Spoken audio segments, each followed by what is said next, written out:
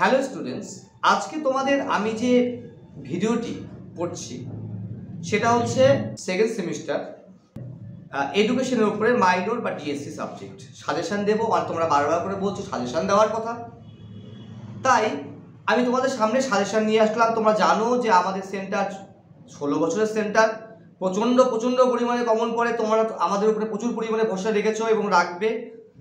আমরা আমাদের মতন কাজ করছি, তোমরা আমাদের সঙ্গে থাকবে এবং তোমরা অবশ্যই কিন্তু আমাদের চ্যানেলটিকে ফেসবুক বা ইউটিউবকে অবশ্যই তোমরা বন্ধু বান্ধবদের শেয়ার করতে হবে।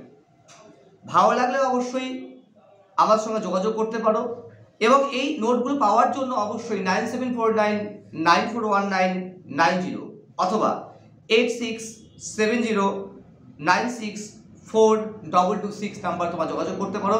সামান্য ফির বিনিময়ে তোমরা নোটস পাবে, ঠিক আছে? তো দেরি না করে তোমাদের অবশ্যই তোমাদের সাজেশনটা বলছি, তার আগে তোমাদের নাম্বারের প্যাটার্নটা বলে দিচ্ছি। নাম্বারের প্যাটার্নটা কি রয়েছে? নাম্বারের প্যাটার্নটা হচ্ছে তোমাদের পরীক্ষার সময় মোট হবে 12।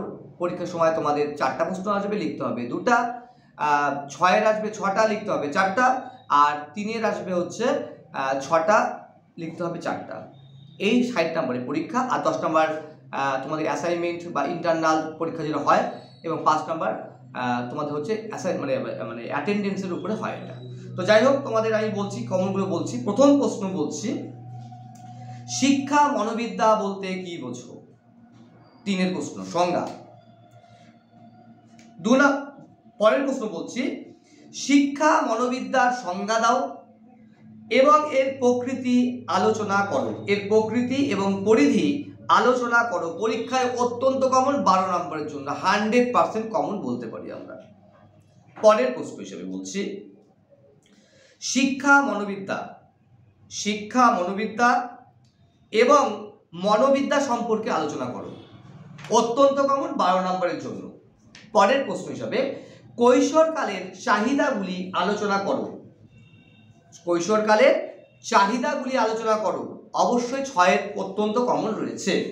পরের প্রশ্ন হিসাবে, এই কৈশোরকালকে কেন ঝড় ঝঞ্ঝার কাল বলা হয়? অত্যন্ত কমন, 6-এর জন্য। পরের প্রশ্ন, বৃদ্ধি ও বিকাশ এর মধ্যে পার্থক্য বা বলতে কি বোঝো বা এর বৈশিষ্ট্য? 3-এর জন্য অত্যন্ত কমন রয়েছে। পরের প্রশ্ন, শৈশবকাল বলতে কি বোঝো? শৈশবকাল বলতে কি বোঝো? শৈশবকালের বিকাশগত বৈশিষ্ট্য আলোচনা করো। বিকাশগত বৈশিষ্ট্য আলোচনা করো। অত্যন্ত কমন রয়েছে 12 প্রশ্নের জন্য। পরের প্রশ্ন হিসেবে বলছি, বুদ্ধি কাকে বলে? বুদ্ধাঙ্ক কাকে বলে? 3-এর জন্য অত্যন্ত কমন। বুদ্ধাঙ্ক মানেই IQ হবে। পরের প্রশ্ন হিসাবে 6-এর জন্য বলছি, সেটা হচ্ছে স্পিয়ারম্যানের দ্বি উপাদান তত্ত্ব সম্পর্কে আলোচনা করো। 6-এর অত্যন্ত কমন রয়েছে। যদি স্পিয়ারম্যান না আসে, তার থার্স্টনের বহু উপাদান তত্ত্ব আসার চান্স রয়েছে। সরি।